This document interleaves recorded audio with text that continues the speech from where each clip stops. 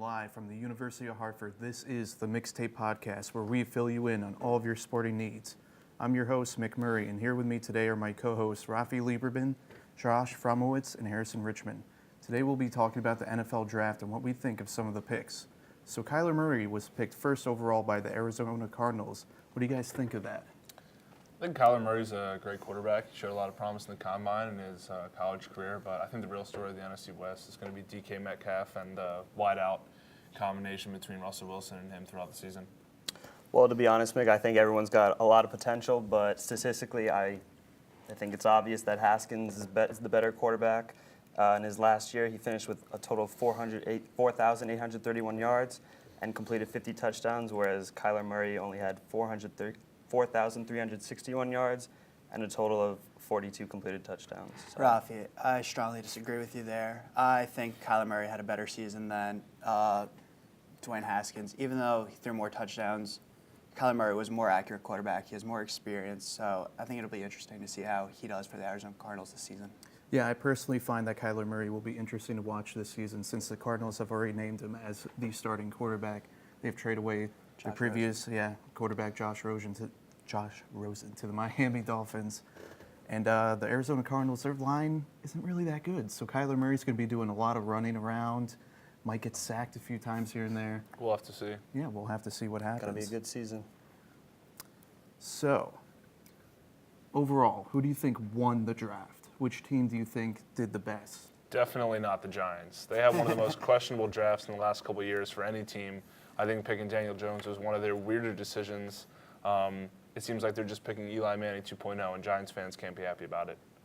As tough as it is to see the Giants pick a repeat quarterback of Eli Manning, I still think that fans are going to have to be patient and see what will happen this season. I think the New York Jets won the draft, without a doubt. Drafting Quentin Williams, I think he was a steal. And I don't know, the Jets needed a nose tackle, and they got their guy at number 3.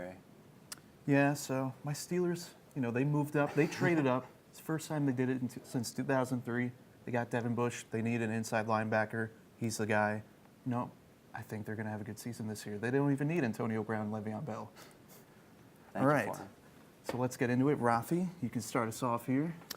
All right. The Washington Redskins showed amazing patience and intelligence, according to the rest of the sports world, who believe that they were one of the NFL teams that dominated the 2019 NFL Draft. The Redskins arguably came out on top as one of the best first-round picks of this year.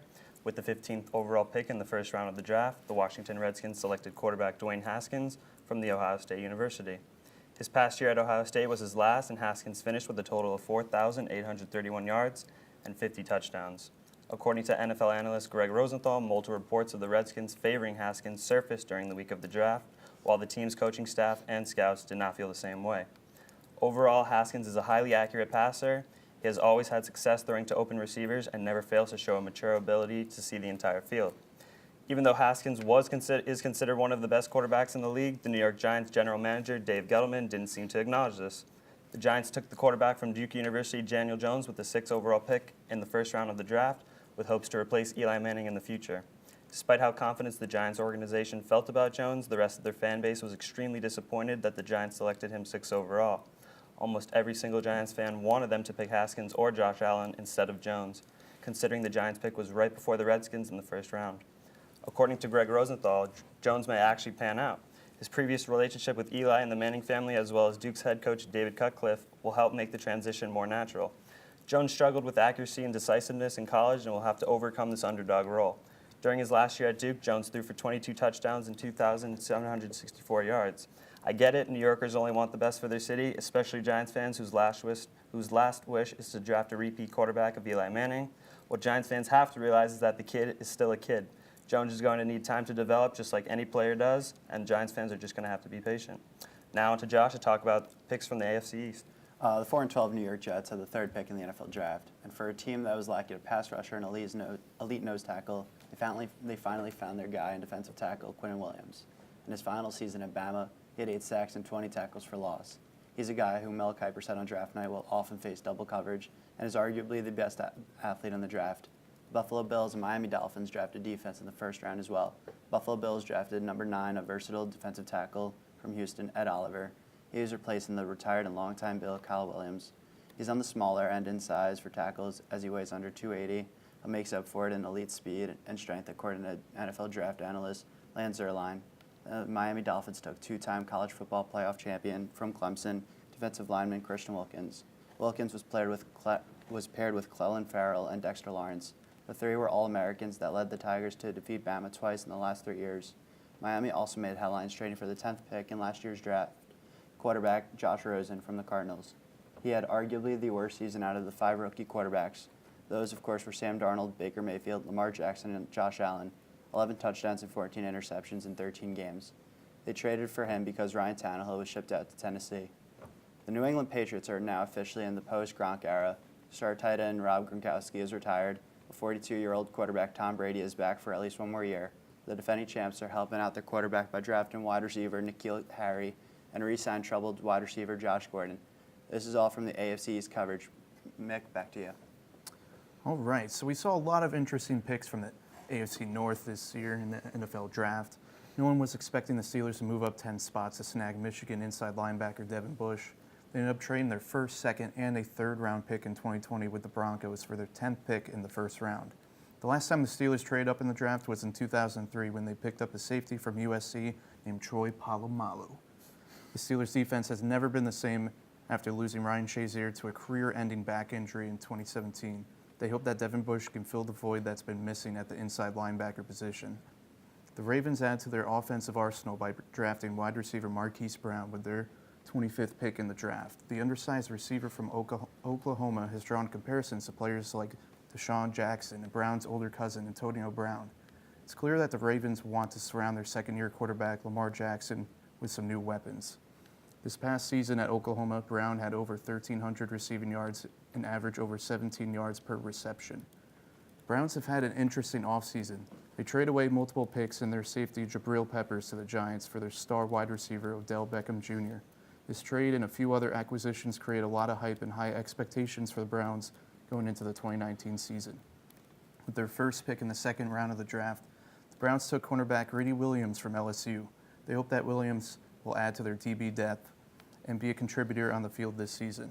Last year, the Browns drafted cornerback Denzel Ward, who became one of the best in the league at that position. And then there's the Bengals. Sure, they got a talented offensive lineman from Alabama named Jonah Williams in the first round, but honestly, their draft picks won't add a whole lot to that mess over in Cincinnati. They're rebuilding their team at this time, and it's going to take a lot for them to become a legitimate threat in the AFC. Next up is Harrison, who will be covering the picks in the NFC West. The 2019 NFL Draft saw some new teams bring up the first 3 picks. 2 of them were NFC West teams looking to bag up a rookie and turn their struggling team around.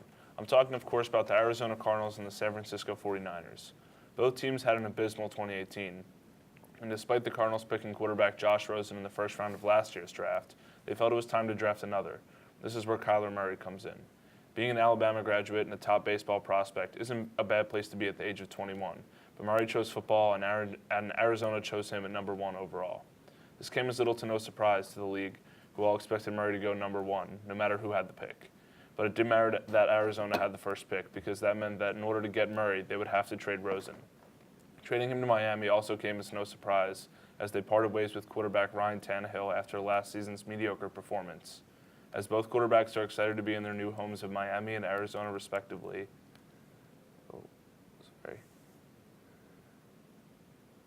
Stop editing the thing. They must adapt to their new opponents and teammates on the field.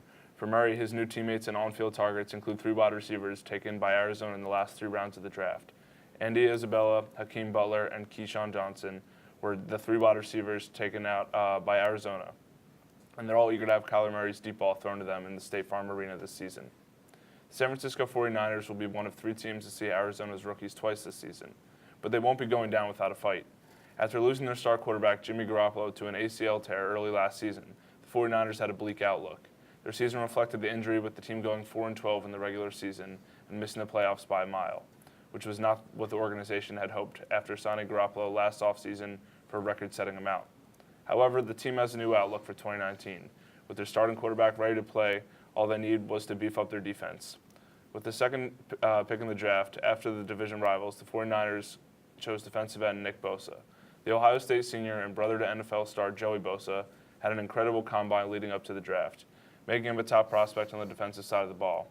With Richard Sherman taking care of their secondary, the 49ers knew they needed a force up front to rush the quarterback and make Sherman's job a little easier. Back to Mick. All right, so that just about wraps up the tape for today. We covered multiple conferences in the AFC and NFC. Obviously, we weren't able to cover every team's picks due to our time limit here, but nonetheless, I think we covered some good ground today. I'd like to give a huge shout out to our sponsor, Professor Hefter. As you can see, his support has allowed us to upgrade our studio space. Expect higher quality content from here on out.